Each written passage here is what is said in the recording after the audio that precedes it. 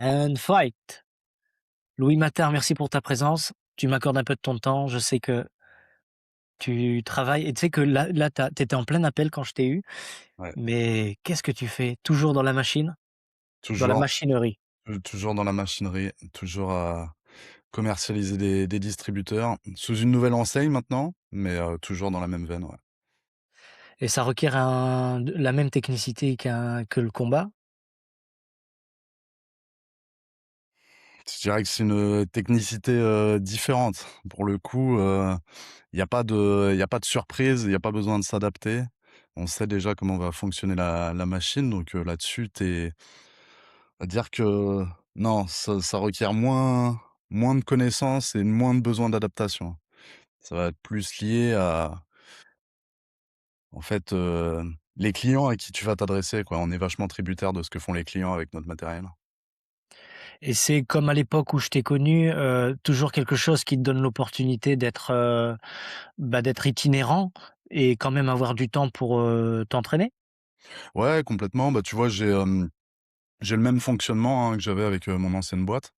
Donc, moi, je suis en home office. Bon, j'ai toujours connu ce fonctionnement et puis, bah, tu vois, l'activité commerciale, elle est fluctuante, donc, ça laisse quand même pas mal de temps, pour faire, ce que tu veux, à côté. Après, il faut, bon, voilà, se cadrer et puis avoir le sens des responsabilités. Mais c'est vrai qu'on a cette, on va dire cette chance de pouvoir faire, des choses, à côté de son boulot, quoi. De pas être lié à un endroit spécifiquement où tu dois te rendre tous les jours, puis notamment avec le trajet qui peut te bouffer pas mal de ton temps. Bon, bah, c'est super parce que c'est un peu un contexte qui ressemble au contexte, dans lequel tu étais quand on s'est rencontrés il y a quelques années Ouais. et qui te permet toujours de continuer ta quête des sports de combat. On s'est eu vite fait par WhatsApp il y a quelque temps où tu me disais que tu avais fait une compétition de grappling, donc tu continues. Exactement, ouais, ouais, je continue. Alors là, pour tout avouer, je suis plus concentré, ouais, sur tout ce qui est grappling. Je commençais aussi le JJB cette année. Donc moins sur le MMA, même si je continue à faire un peu de striking, mais j'ai la chance en fait d'être dans un club où tu as pas mal de disciplines et puis tu as une flexibilité horaire qui est aussi, assez importante et ouais, ouais, j'explore un peu plus, cette dimension au sol, qui me manque, qui me j'allais dire qui me manquait, mais qui me manque toujours, énormément, et donc ouais, ouais, avec, toujours la possibilité de continuer de s'entraîner. D'accord, et ça veut dire, toujours, vers Marseille? Toujours vers Marseille, ouais, toujours. Moi, je suis dans un club là qui est dans c'est le 6e arrondissement qui s'appelle Fondation MMA. Donc c'est un club qui est assez nouveau.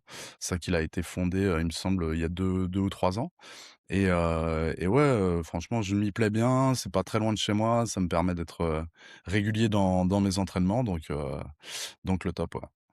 Bah, super parce que quand nous on s'est rencontrés, tu étais aussi dans une phase de pratique, mais aussi de découverte du MMA. Tu avais pas combattu, mais tu avais un souhait de combattre. Je me rappelle plus bien parce que je t'ai peut-être proposé pendant l'accompagnement ensemble qu'il y avait une opportunité de combat à Gijan avec, Anthony et Marvin, Mmh mh. mais ça s'est fait comme ça. Mais au départ, tu avais plutôt quand on a commencé le coaching one to one, tu avais peut-être plus l'envie déjà de bien t'y mettre avec une méthode structurée, mais pas forcément de combattre, ou tu en étais où précisément?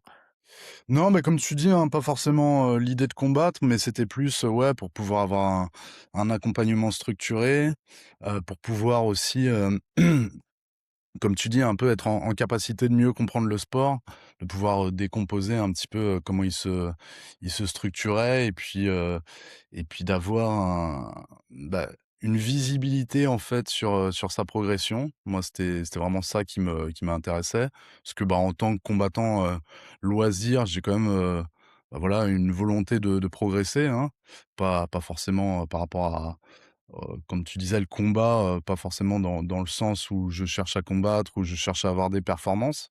Mais en fait, ce qui m'intéresse dans ce sport, c'est le fait que ce soit très riche en termes de technique et puis sur toutes ses composantes et voilà, quand on en avait discuté, quand on s'était rencontrés, moi, ce qui m'avait, intéressé, c'était justement la structure dont tu parlais et puis voilà, pouvoir découvrir un petit peu, ce que c'était de s'entraîner avec toi. Parce que j'avais eu l'occasion de te découvrir à travers, bah, évidemment, hein, ton parcours de combattant, professionnel, mais également des interviews que tu avais fait sur YouTube et voilà, j'aimais l'approche et le discours. Donc c'est ça qui m'a donné envie de prendre l'accompagnement, ouais. Et ce re à ce moment-là précisément, c'était quoi le plus gros blocage? Le plus gros blocage, je dirais que c'est tu te retrouves face à une myriade de techniques. Tu te retrouves entre guillemets, si je peux utiliser un anglicisme, mais en information overload. Là, tu as vraiment tu peux être perdu parce que au final, tu te demandes qu'est-ce qui fonctionne vraiment et en fonction aussi de ta morphologie, vers quoi tu dois, toi, t'orienter pour trouver des techniques qui fonctionnent. Puisqu'au final, on en revient à ça, à l'efficacité et que, bah, des fois, on peut te montrer des techniques, tu pas, ni forcément le physique pour le faire, ni, bah, D'ailleurs, rappelle-moi ton poids et ta taille? moi, je fais 1,98 m pour, 96 kilos.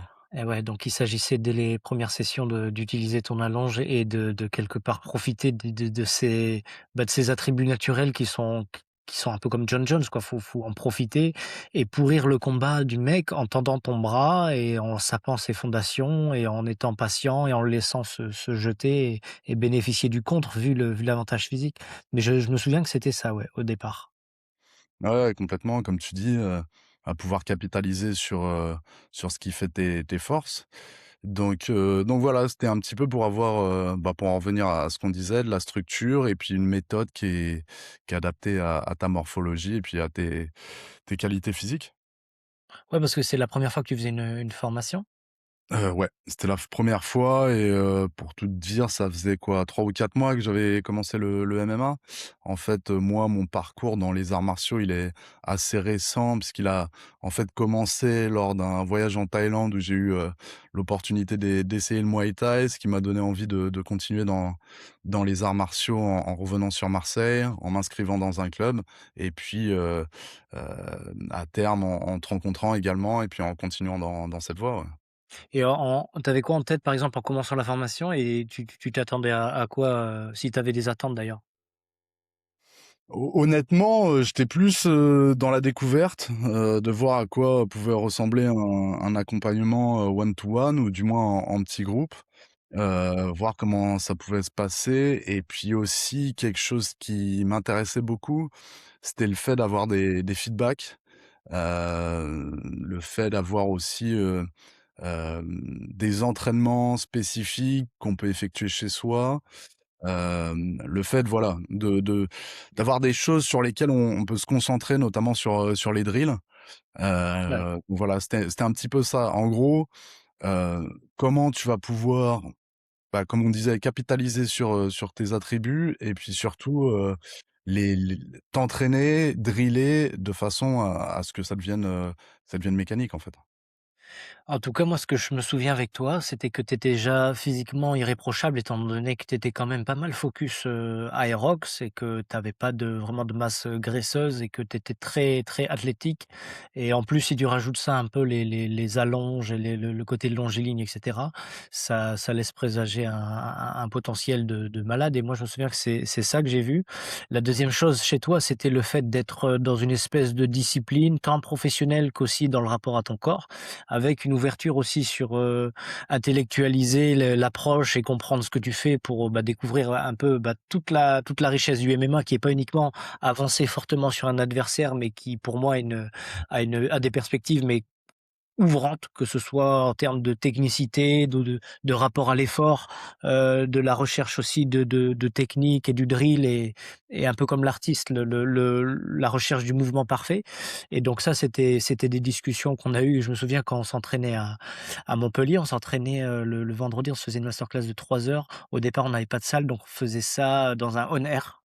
Mmh mh. Ouais, On complètement. capite on ouais, on envahissait le on air et c'est des chouettes souvenirs et le truc, fou, c'est qu'on a eu l'occasion aussi d'aller, au combat parce que j'avais eu à un moment donné une occasion et une personne, Gijan, à Gijan, la ville de Gijan dans le sud de la France où il y a une possibilité de combat amateur dans un gala qui est déjà bah, tu très, très bien en vrai avec, public, musique d'entrée, pesée et cetera. Et tu tombé contre quelqu'un qui était d'une grosse équipe française, lutteur de formation et quelqu'un qui avait déjà peut-être une quinzaine de combats en amateur, lutteur et qui était déjà dans une optique lui de s'entraîner depuis des années et de combattre dans une team de combattants et moi je trouve que tu as pas démérité, tu y as été, tu pas perdu tes moyens, tu as accepté l'offre et tu as grandi à partir de ce que tu as capitalisé pendant le combat et donc du coup, c'était une épreuve du feu qui enfin, je te le dis, qui t'a permis de te révéler, de voir bien sûr c techniquement ce qu'il y avait à travailler, mais de voir aussi que, c'était quoi en fait un combat avec des règles et puis avec, l'attrait un peu gladiatoresque de la chose, c'est-à-dire être entouré d'un public et avec la pression qui est liée à cet événement. Donc par rapport à ça, toi, c'était quoi tes souvenirs? Ouais, non, mais je pense que le terme pour le coup est bien choisi de gladiatoresque. Non, mais c'est moi, ça reste une super expérience, hein. Je veux dire, comme je te disais, moi, j'avais pas forcément d'ambition de combattre, mais à partir du moment où l'opportunité s'est présentée, je l'ai pris comme une expérience. Je me suis dit, «Pourquoi pas?» Et puis, bah, voilà, c'était pour connaître un petit peu le frisson et la pression, qui peut être relatif à ce genre, d'événement. Après, bah, comme tu l'as dit, le petit regret, c'est de tomber sur, quelqu'un qui est très expérimenté, hein, qui est beaucoup plus fort que moi. Donc, bah, évidemment, hein, j'aurais aimé faire mieux, mais, je le garde comme une super expérience puisque après, c'est aussi, bah, les échanges que tu as avec, tes partenaires, bah, évidemment avec toi, comme coach pour l'accompagnement, pour la gestion, mentale de ça, cette approche.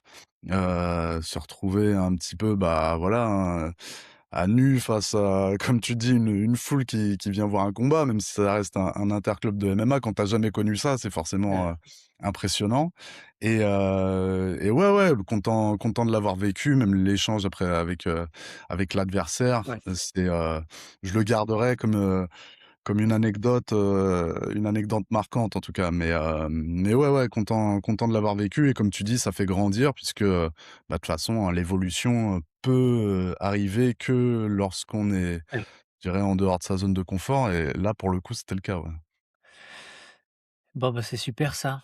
C'était fou avec, Marvin, Anthony, en plus des personnes avec qui on avait, travaillé, pendant des mois et on se voyait une fois par semaine. Toi, tu avais déjà ta vie en club, à Marseille, là où tu étais, donc te ton rapport déjà avec le club collectif. En plus de ça, toi, tu avais tes déplacements professionnels, ce qui fait qu'on pouvait caser, nos entraînements parce que quand je t'accompagne, en fait, je te proposais des choses que tu pouvais faire en fractionné piste sur lesquelles tu étais hyper régulier encore une fois, sur les fractionnés sac sur la préparation physique sans forcément de matériel, pour développer un corps qui soit gainé, souple, la mobilité pour développer tout ce qui est, mouvement de hanche, donc avec les coups de genoux et les high kicks au sac et bah, c'est d'avoir aussi tes retours vidéo, le fait que tu te filmes et que tu me renvoies à chaque fois tout, ça permettait vraiment d'accélérer le processus et encore une fois, physiquement, tu étais largement là. Techniquement, tu as capitalisé, de manière, folle en un petit laps de temps et donc ça, c'était nice de voir, de semaine en semaine les progrès. On se voyait le vendredi après-midi et moi, c'était vraiment plaisant de t'accompagner et en plus de ça, finaliser avec nos 6 mois d'accompagnement avec un fight, tu vois? Mmh mh.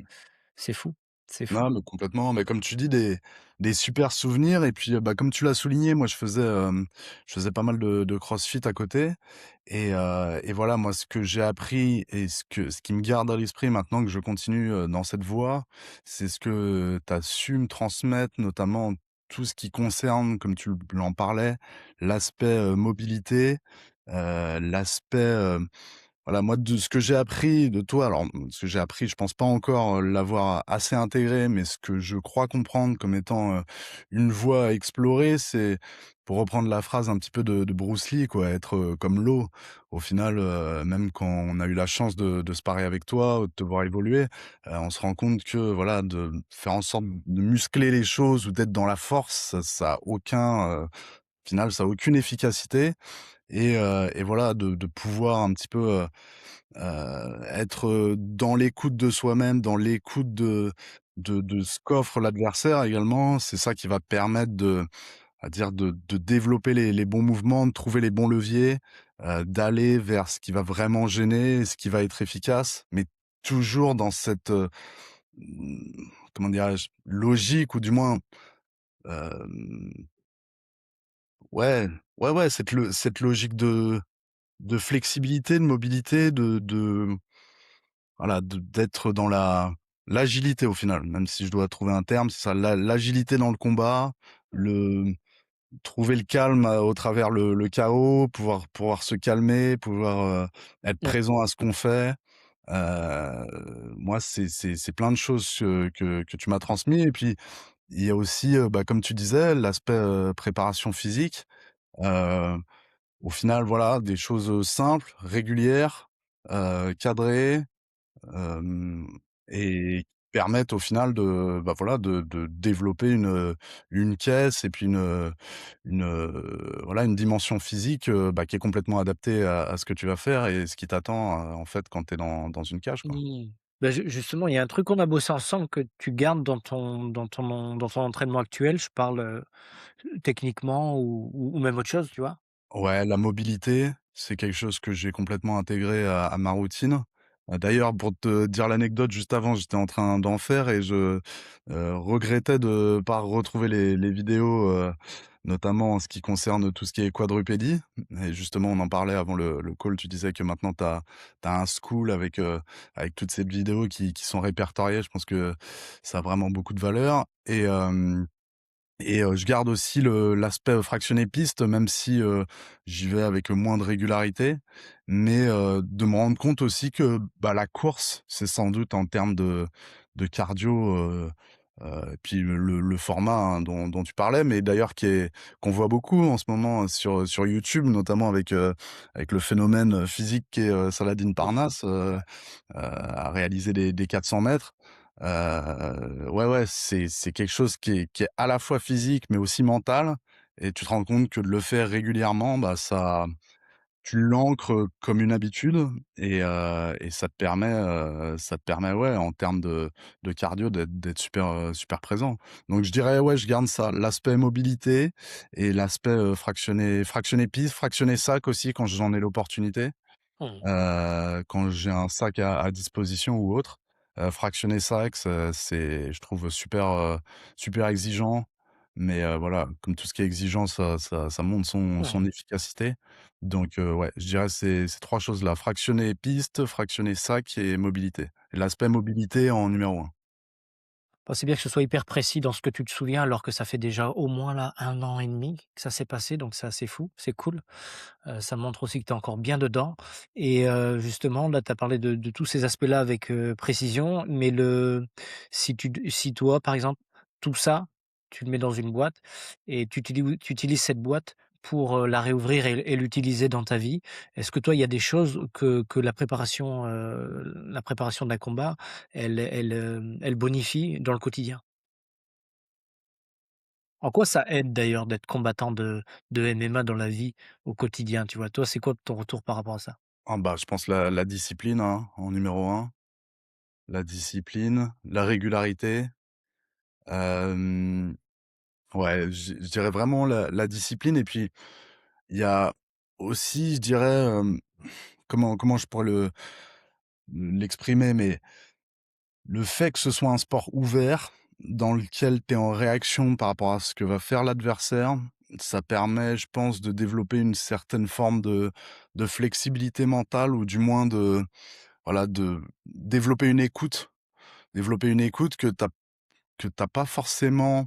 Tu vois, par exemple, si je fais un parallèle avec un autre sport, si je prends un sport fermé, par exemple, comme le CrossFit, dans lequel tu dois réaliser, une suite d'exercices, mais voilà, personne ne va t'interrompre là-dedans. Bah, tu as la possibilité, voilà, enfin, tu vas t'entraîner pour des mouvements qui sont déjà attendus, mais il y aura pas de surprise, en fait, dans ce que tu vas vivre. Alors que le MMA, justement, cette dimension de sport ouvert et la dimension d'affrontement fait que tu vas devoir t'adapter à ce que fait l'adversaire, t'adapter en temps réel et je dirais, ouais, ce serait ça, peut-être la prise de décision en temps réel par rapport à ce que tu vas écouter, en face. Le fait d'être, je pense que c'est ça que ça portait. Le fait d'être, plus à l'écoute et du fait d'être, dans une meilleure réactivité. Ouais, donc on parle là il y a je retrouve ça en danse avec le côté, chorégraphique. Il y a une partie chorégraphique où on va, amener un combat, on va le structurer en termes de ce qu'il faut faire en termes stratégiques pour gagner et ce qu'il faut éviter de faire pour, perdre. Mais à la fois, le jour du combat, c'est totalement différent en vue de la biochimie qui est complètement différente du quotidien, ce qui fait qu'il y a un côté chaotique et à ce moment-là, une part d'improvisation qui doit être, au tac au tac puisqu'il s'agit de ta enfin pas de ta survie, mais quelque part de ton intégrité physique. Donc c'est ça c'est ça qui est intéressant et ce qui est intéressant aussi, c'est que tu soulèves il y a des choses que j'avais jamais pensé dans ce que tu es en train de parler. Donc c'est super que toi, dans ton approche de cette métaphysique du combat, tu puisses aller choper des éléments qui te soulèvent et qui t'ouvrent. Parce que je pense que c'est ça les valeurs du sport, c'est cette, qualité de pouvoir, s'ouvrir, et je parle même pas des sensations qu'on a quand on est en sparring et même pas besoin d'avoir un sparring dur. Le sparring dur, c'est uniquement quand tu prépares un combat avec énormément de protection pour pas se blesser, mais la sensation, la zone, le flow, tout ce dérèglement d'essence que tu as pendant le sparring ou pendant l'entraînement, c'est incroyable, tu vois? C'est tout tu y a plus aucune pensée, il y a plus que il y a plus que 3 petits points, il y a que cette sensation-là qui est exacerbée et qui agit comme comme une récompense. C'est fou, quoi et pour ça, il y a même pas besoin d'être grand professionnel, en amateur, en débutant, semi-professionnel, déjà, tu peux être connecté à ces sensations et c'est libérateur, hein. Ça agit comme de la dopamine, comme de tous les trucs qui finissent en «-ine». Ça Mmh. fait ce cocktail qui fait que c'est illuminant, plutôt que quelque chose qui te réduit, tu vois? Mmh. Donc il y a un côté sport bien-être, c'est ça qui est cool. En tout cas, ouais, super discussion par rapport à ça, Louis Matard, de tout ce que toi tu as réuni et cetera. Moi, ça me fait plaisir de l'entendre aujourd'hui avec du recul, hein, parce que encore une fois, ça fait au moins 1 an et demi qu'on s'était pas eu au téléphone et cetera. Et c'est une belle entrevue. Moi, ça me permet aussi de voir pour la suite, comment je peux encore accompagner mes élèves de manière encore plus précise et voir des choses que j'ai pas vues et cetera. Et avant de te laisser, je voulais te demander, toi, c'est quoi la suite pour toi? Ce que tu vises, dans les prochains mois? Ce que tu veux dire sportivement, bah, écoute, je pense que je vais continuer, toutes les toutes les disciplines au sol, que ce soit le grappling, enfin, le combat au sol quoi, JJB et avec, il y a pas mal de compétitions. Il y en a une là, notamment à la fin du mois là, on est au mois de mai où j'aimerais bien participer. Donc voilà, je me suis découvert une belle passion également là-dessus. Le MMA, comme je te disais, je pratique moins, mais je garde quand même le striking en vue, donc je dirais c'est ça, hein, la suite, surtout des compétitions de grappling. Mais voilà, continuer dans les sports de combat et comme tu disais, par rapport à tout ce qui finit en in, ouais, que ce soit l'adrénaline avant, je sais pas ce qui se passe après, mais même le comment dirais-je? Le rapport aux autres, parce que même tu faisais mention du groupe, avec qui on a évolué, je crois que c'est ça, c'est la sérotonine, Ouais, il y le a ça rapport aussi. aux autres. Mais voilà, le fait que ce soit un sport individuel, mais qui se vive en équipe, c'est aussi quelque chose de super bénéfique. Tu vis des choses fortes, ça resserre les liens et puis ouais, par rapport à ce que tu disais aussi, le fait d'ancrer sa présence, heu, il y a pas de c'est une méditation au final le combat parce qu'il y a pas d'avant, il y a pas d'après, il y a que du maintenant donc c'est vachement bénéfique je trouve. Bah, c'est nice ça. Et toi, si tu devais parler à un pratiquant ou à un combattant, qu'est-ce que tu lui dirais pour le conseiller, afin qu'il progresse, plus rapidement? Ah bah, tout dépend de ses objectifs et de Qui comment il, prépare un combat, par exemple?